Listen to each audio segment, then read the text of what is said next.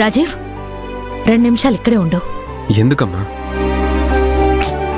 అన్ని దెబ్బలు తగిలాయి. ప్రాణాపాయం నుంచి బయటపడి హాస్పిటల్ నుంచి ఇంటికొచ్చావు.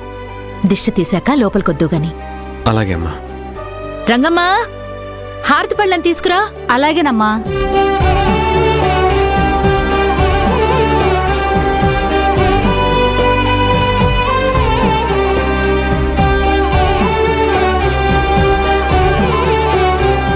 ఇరుగు దిష్టి, పొరుగు దిష్టి, నా దిష్టి, ఊళ్ళో వాళ్ల దిష్టి, పక్కింటోళ్ల దిష్టి, అన్ని దిష్టులు పోవాలి.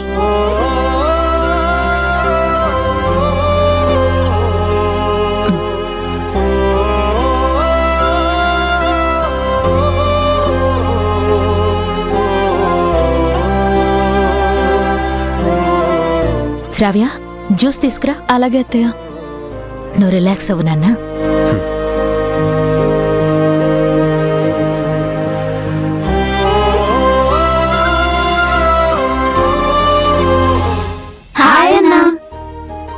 హాయ్.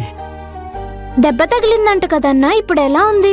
బాగానే ఉందమ్మా. మీకు దెబ్బలు తగిలాయని తెలిసేసరికి మేము చాలా టెన్షన్ పడ్డామన్నా. మరి సాయంత్రం మమ్మల్ని ఆటలాడిస్తారా అన్నా? ఆడిస్తాను. బాయ్ అన్నా. బాయ్.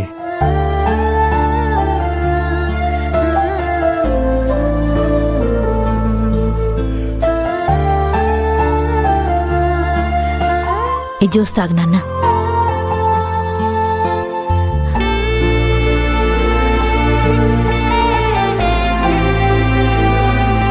ఇప్పుడు చెప్పరా రాజీవ్, ఆ రామరాజుగాడు నిన్నంతలా కొడుతూ ఉంటే తిరిగి కొట్టకుండా ఎందుకురా సైలెంట్గా ఉన్నా? జ్యోతి కోసం.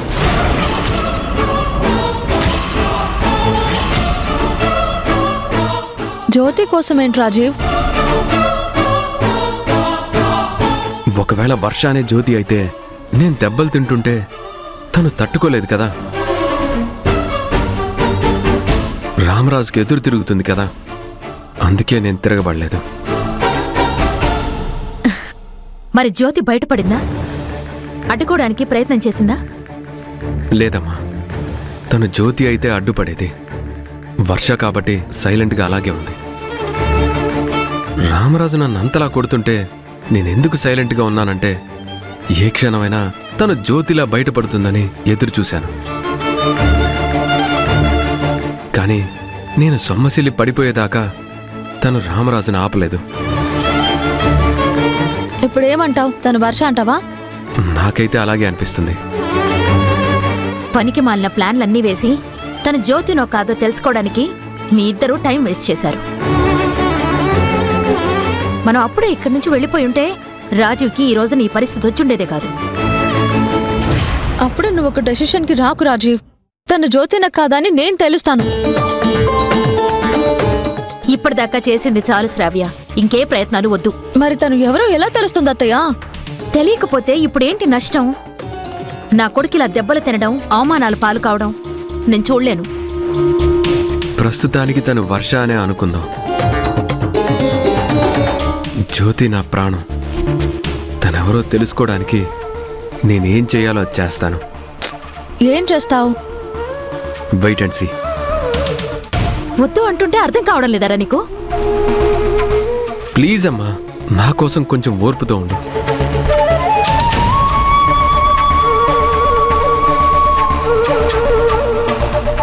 ఏం చేస్తున్నారే మీరిద్దరూ? నాకు అర్థం కావడం లేదు. కొంతకాలం వెయిట్ చేయండి అత్తయ్య.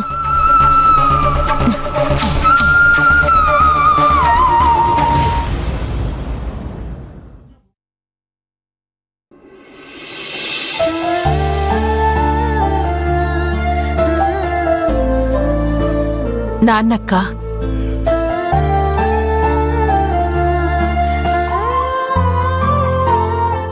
నాన్నా, ఇన్నేళ్ల తర్వాత మన ఇంటికొచ్చాను. నేనేమైనా తప్పు చేసుంటే నన్ను క్షమించండి.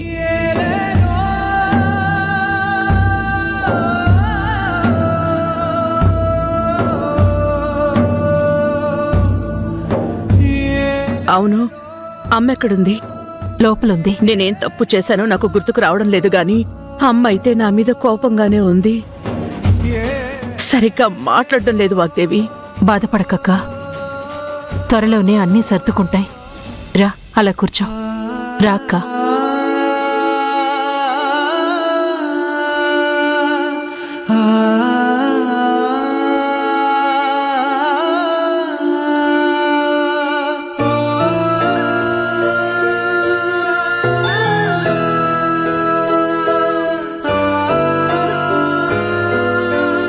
అక్క, నీ భర్త గాని నీ కూతుళ్ళు కొడుకులు గాని ఎవ్వరూ గుర్తులేరా? ఎవ్వరూ గుర్తులేరు. నాకేమీ గుర్తుకు రావడం లేదు వాగ్దేవి. నేను హాస్పిటల్లో స్పృహలోకి వచ్చినప్పుడు నా కళ్ల ముందు రాజీవ్ మాత్రమే ఉన్నాడు. తనే నీ మేనల్లుణ్ణి అని నన్ను పరిచయం చేసుకుని తోడుగా ఉండి ఇక్కడికి తీసుకునొచ్చాడు. తర్వాతే మీరందరూ తెలిశారు. మరి రాజీవ్ని నీ భర్త గురించి నీ పిల్లల గురించి అడక్కపోయావా? అడిగాను వాగ్దేవి. తర్వాత మెల్లగా అన్ని విషయాలు తెలుస్తాయిలే అత్తయ్య అని మాట దాటేస్తున్నాడు. ఏమీ చెప్పడం లేదు.